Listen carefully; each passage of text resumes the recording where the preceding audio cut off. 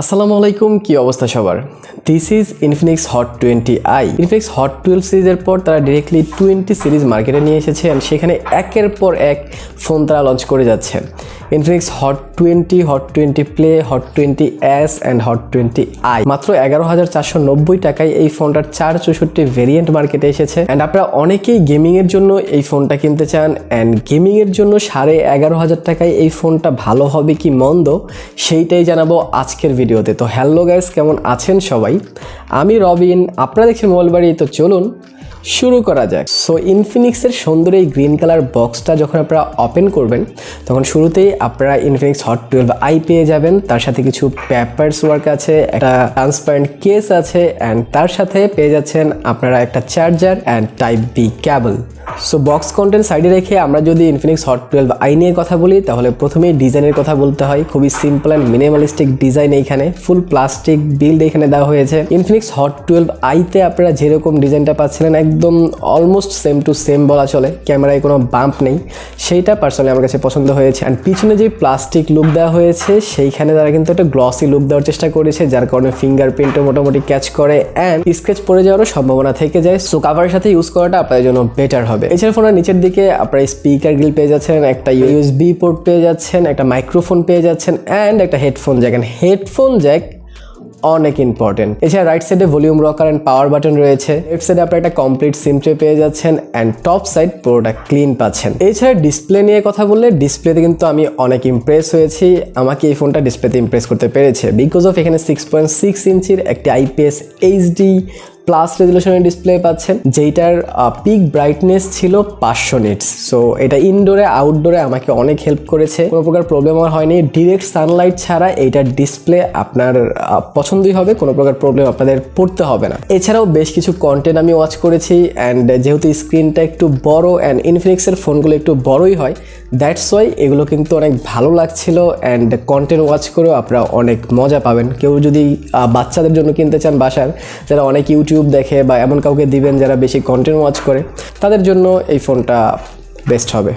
এছাড়া আপনার ইউআই যদি দেখেন তাহলে এখানে হাইওয়েজ দেওয়া হয়েছে 10.6 অ্যান্ড বেসড অন অ্যান্ড্রয়েড 12ও পেয়ে যাচ্ছেন এখানে। সো সফটওয়্যারের দিক থেকে এটা অবশ্যই লেটেস্ট আমি বলবো এই বাজেটের ফোনগুলোতে যদি আমরা চিন্তা করি। অ্যান্ড ইউজার এক্সপিরিয়েন্সটা আমার কাছে ভালো ছিল, কারণ প্রায় 2 সপ্তাহ ধরে আমি এই ফোনটা ইউজ করছি। সো ইউজার এক্সপিরিয়েন্স কিন্তু আমার কাছে ভালোই মনে হয়েছে, আমার কাছে খারাপ লাগেনি। কিন্তু এইখানে আপনাদের ডে টু ডে লাইফে একটু ল্যাগের বা স্ট্যাটারিংয়ের দেখা আপনারা পাবেন বিকজ অফ এইটার যেই হাইওয়েজ সেখানে কিন্তু অনেক বেশি ফিচার্স তারা দেওয়ার কারণে অনেক ভারী করে ফেলেছে, যার কারণে এটা ফুললি অপটিমাইজড না। আর তার সাথে লো পারফরমেন্স প্রসেসর থাকলে তো এটা আরও বেশি আনঅপটিমাইজড হয়ে যায়। সো সব দিক থেকে আমি বলবো যে মোটামুটি যারা ইউজার, যারা এত বেশি রাফ ইউজ করবে না তাদের জন্য ঠিকঠাক আছে, বাট যারা একটু রাফ ইউজার, যাদের স্ক্রিন অন টাইম একটু বেশি থাকে, তাদের জন্য একটু প্রবলেম হবে এইটার ইউআইতে আই থিঙ্ক। সো আমি ইনফিনিক্সকে অবশ্যই বলবো যে তারা এই জিনিসগুলো একটু ফিক্স করুক। এছাড়া ফোনটার নিচের দিকে আপনারা বটম ফায়ারিং স্পিকার পাচ্ছেন, যেটাও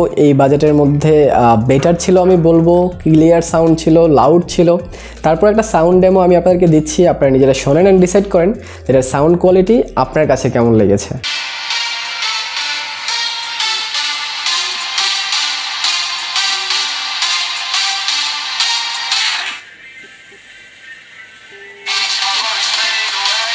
এছাড়া যদি পারফরমেন্স সেকশনে আসি তাহলে পারফরমেন্স সেকশনে হিলিও G25 পাচ্ছেন 11,500 টাকায়। ভাই এর চেয়ে ব্যাটারি বা কি দিবে? আর এই বাজেটের অ্যান্ড এই প্রসেসর এইটাতে কিন্তু আপনারা জাস্ট নামমাত্রই গেম খেলতে পারবেন। মোটামুটি আকারে যে গেমগুলো আছে লাইক সাবওয়ে সার্ফাস, এগুলো আপনারা খুব ইজিলি খেলতে পারবেন। আমি সাবওয়ে সার্ফাস অনেকক্ষণ খেলেছি, আমার কাছে কিন্তু সাবওয়ে সার্ফাসটা খেলতে ভালো লেগেছে কারণ বড় ডিসপ্লে ছিল। এছাড়া যদি আমি স্ম্যাশ হিটের কথা বলি, স্ম্যাশ হিটেও খুব ভালোভাবে খেলা যাচ্ছিল কারণ ওইটাও লো গ্রাফিক্স সেন্ট্রিক একটা গেম, সেক্ষেত্রে কোনো প্রবলেম হবে। এছাড়াও আপনারা যদি ফ্রি ফায়ার খেলতে চান সেইটাও কিন্তু এটাতে ভালোই খেলা যাবে, বাট লং টাইম খেলতে চাইলে সেইটা হয়তো আপনাদের একটু প্রবলেম করবে বিকজ অফ ল্যাগের দেখা, তখন ফ্রেম ড্রপ আপনারা পাবেন।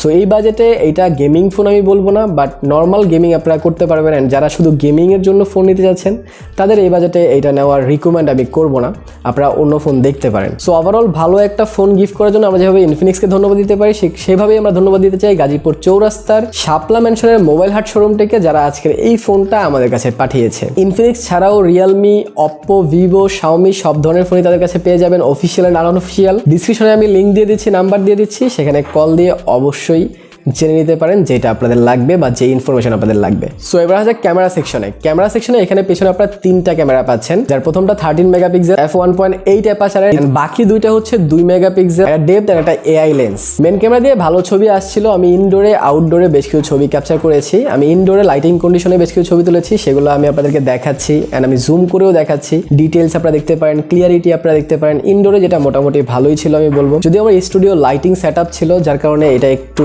ভালো লাইট পেয়েছে ভালো ছবি ক্যাপচার করার জন্য। আর আমি বেশ কিছু ছবি তো দিচ্ছি আপনাদের, জুম করে আপনারা দেখতে পাচ্ছেন হয়তো যে আসলে ছবির কোয়ালিটি কেমন হয়। এছাড়াও আমি বেশ কিছু আউটডোরের পিকচারও দিয়ে দিচ্ছি, আপনারা সেইগুলোও দেখেন এন্ড ডিসাইড করতে পারেন যে এটার ক্যামেরাটা আপনাদের কাছে কেমন লেগেছে। এছাড়া ফ্রন্টে আপনারা 8 মেগাপিক্সেল সেলফি ক্যামেরা পাচ্ছেন, যেটা দিয়ে মোটামুটি ভালো ছবি আসছিল। আমি বেশ কিছু সেলফি ক্যামেরার ছবি আপনাদের উদ্দেশ্যে দিচ্ছি, আপনারা দেখেন এন্ড ডিসাইড করেন এটার সেলফি ক্যামেরা আপনার কাছে কেমন লেগেছে। এছাড়া এতে 5000 mAh ব্যাটারি পেয়ে যাচ্ছেন এন্ড ব্যাটারি ব্যাকআপ কিন্তু ভালো ছিল, প্রায় আমাকে 1 থেকে 1.5 দিন ব্যাকআপ দিয়ে দিচ্ছিল এটা ইজিলি মডারেট ইউজে। আর যদি আপনারা গেমিং করেন রাফ ইউজ করেন তাহলে স্লাইডলি 1 দিন ব্যাকআপ আপনারা পেয়ে যাবেন। সো ব্যাটারি ব্যাকআপ নিয়েও আমার তেমন কোনো কোয়েশ্চেন এখানে থাকবে না। তো আই হোপ আপনারা সবকিছু বুঝতে পেরেছেন। এছাড়া যদি আমি এটার কিছু পজিটিভ অ্যান্ড নেগেটিভ দিক শেয়ার করি তাহলে পজিটিভ ডেফিনেটলি এইটার মিনিমালিস্টিক ডিজাইন, যেটা হাতে খুব কমফোর্টেবলি ইউজ করতে পারবেন। একটা ভালো ডিসপ্লেটা ভালো ছিল অ্যান্ড ভালো ব্যাটারি ব্যাকআপ। আর নেগেটিভের কথা বললে পারফরমেন্স সেকশন আমার কাছে এতটা বেশি ভালো লাগে, আরেকটু ভালো পারফরমেন্স সেকশন এখানে হতেই পারতো। 13 মেগাপিক্সেল ক্যামেরা ছাড়া বাকি যে লেন্সগুলো দিয়েছে সেগুলো এত কাজের না, আর একটু ভালো লেন্স বা কাজের লেন্স দিলে সেইটাও ভালো হতো ডেফিনেটলি। ইউআইটা যদি আরেকটু লাইট করা যেত এন্ড একটা লাইট এক্সপিরিয়েন্স অ্যান্ড অপটিমাইজ এক্সপিরিয়েন্সটা দিতে পারতো সেইটা আরও ভালো হতো। সো আই হোপ আপনারা সব কিছু বুঝতে পেরেছেন। অ্যান্ড আপনাদের বাজেট যদি 15,000 টাকার মধ্যে হয় তাহলে হট 20-রও কিন্তু আমি ফুল রিভিউ করে রেখেছি, সেটা দেখতে চাইলে এইখানে ক্লিক করে দেখে নিতে পারেন।